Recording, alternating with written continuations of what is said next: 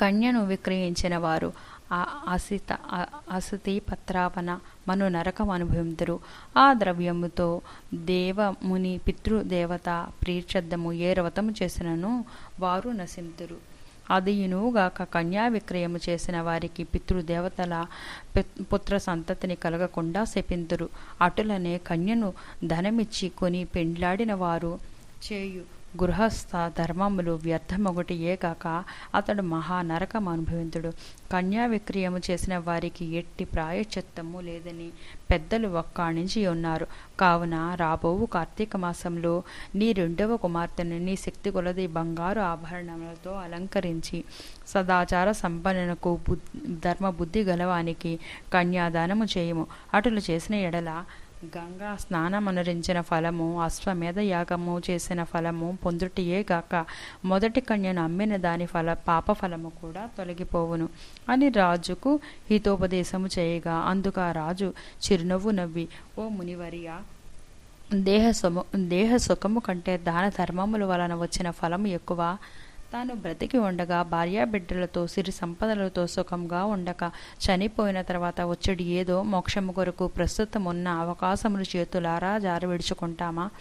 ధనము బంగారము కలవారికి ప్రస్తుతంలో లోకములో రాణింపగలరు. కానీ ముక్కు మూసుకుని నోరు మూసుకుని బక్క చిక్కిన శల్యమైన ఉన్న వారిని లోకము గుర్తిస్తుందా, గౌరవిస్తుందా? ఐహిక సుఖములే గొప్ప సుఖములు. కాన నా 2వ కుమార్తెను కూడా నేనడిగినంత ధనం ఎవరిద్దరో వారికే ఇచ్చి పెళ్లి చేయుదును, కానీ కన్యాదానం మాత్రము చెయ్యను అని నిక్కచ్చిగా నుడివెను. ఆ మాటలకు సన్యాసి ఆశ్చర్యపడి తన దారిని తను వెడలిపోయాను. మరి కొన్ని దినములకు సువీరుడు మరణించెను. వెంటనే యమభటులు వచ్చి వానిని తీసుకుని పోయి యమలోకములో అసితాత్రవనమునను నరకమును బడదోసెను. అనేక విధముల బాధించిరి. సువీరుడు పూర్వీకుడైన సుతకీర్తి అను రాజు ధర్మయుక్తముగా ప్రజలను పాలించి ధర్మాత్ముడై మృతి చెందిన పిమ్మట స్వర్గమందు సర్వ సౌఖ్యములు అనుభవించుచుండును.